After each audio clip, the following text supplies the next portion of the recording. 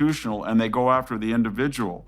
We find them now for the first time quite attractive because in our Davos agenda or our Great Reset agenda, whether it's mandating green energy or mandating equity or mandating vaccinations, we find these institutions suddenly, for the first time in our lives, very, very attractive.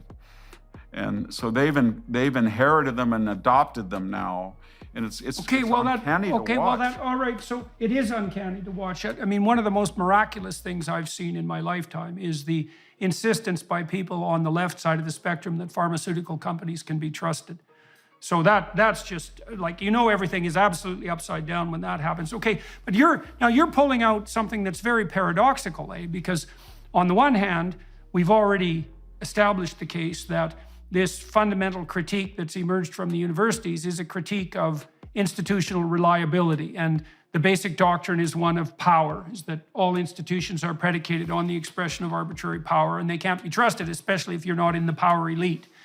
But then you say there's a paradoxical side of that, which is that at the same time, the same people, at least with regards to their political and philosophical orientation, are increasingly willing to utilize large-scale social institutions to put forward a given agenda. I suppose maybe the difference there is that the left is perfectly willing to trust large-scale institutions if the institutions operate under the rubric of their ideological theory. Absolutely. So you could make that case. They get rid of all this, absolutely. They get rid of all of the Sturm and Drang of discussion and the Congress. When they take the military over, they worship the chain of command, because whether it's transgendered subsidized surgeries or women in combat units, they can effect social change in an authoritarian chain of command fiat.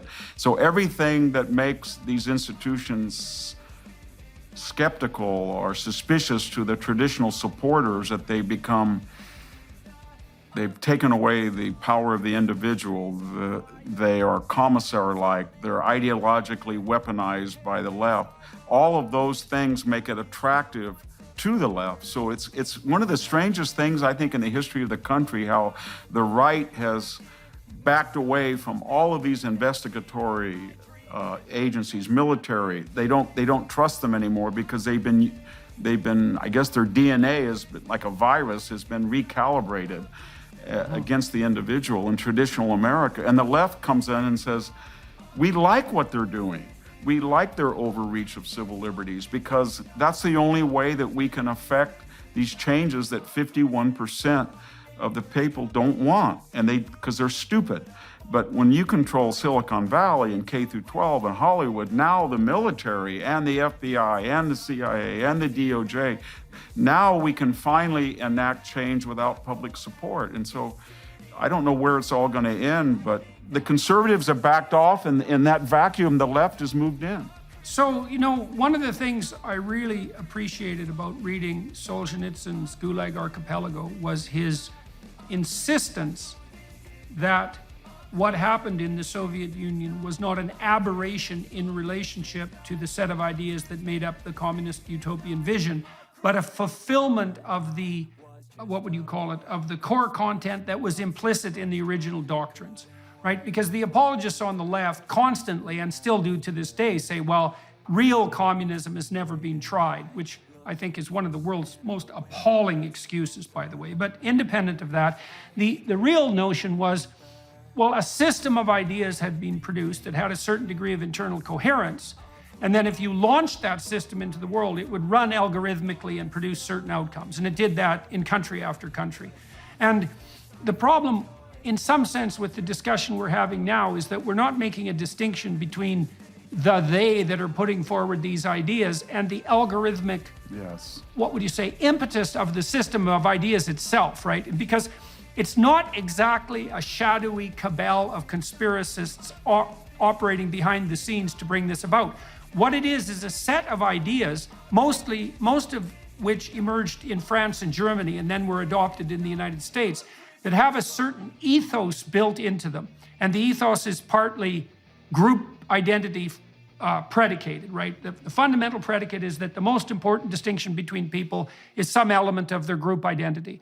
And then there are ideas associated with that, like all outcomes should be equal, or that's evidence of the dominance of something like arbitrary power. And another ethos would be the fundamental motivating principle of the human race is power and domination. And so those ideas have an ethos that makes itself known across time, and it elaborates, and then it becomes a system of ideas that possesses individuals, and then they act in concert with the ideas. But you don't need a formal conspiracy. No, I think just I agree in a similar way. I think what we're witnessing now is the end stage of what was Wilsonian progressivism, elements of the New Deal, the Great Society program, all of which could be justified by the left to address the needs of the day and maybe to rectify some of the rigidity of the American system. But ultimately, it was built into them that eventually it would appear in this latest manifestation, because it always on the horizon there was the idea that we're marching toward radical egalitarianism by fiat, and that requires a level of coercion that's antithetical to a democratic society. It's in Plato's Gorgias, I think Socrates at one point says, well, in Athens, they will not be happy until the dogs and the donkeys can vote. And what he's trying to say is that each element of expanding the franchise, justified as it was, ultimately is going to end into the absurd, because there's always going to be somebody who says that he doesn't have the same franchise as someone else. And I think it's very similar. Like, well, that's always the case. I think it's built into this mindset or ideology. It's once you threw out the Bourbons, that was justified. And then you had the Constitutional Republic. Yes, and you can see that was. And then you had Danton. But ultimately, whether you knew it or not, you had a rendezvous with the Jacobins. Just like you had a rendezvous with the Maoists. Right. Just like Kerensky and the Mensheviks had a rendezvous with Bolshevik. It was headed that way until if somebody didn't derail it. And I think that's where we are today. Okay, so this allows us to return to a theme we didn't develop enough, which is part of the purpose of a true humanities education is to transmit the difficult to acquire knowledge that actually allows people to become wise enough to forestall that inevitable deterioration towards an idiot and vengeful egalitarianism. Yes. Right? It takes a lot of training. Now, you said you had taught ancient languages, for example, to minority students, and people listening might think, well, what the hell good is that? And let me make a case for what good that is very briefly, because it's a case for the humanities, and you can comment on that. Well, first of all, there isn't anything you can do to empower people, which is a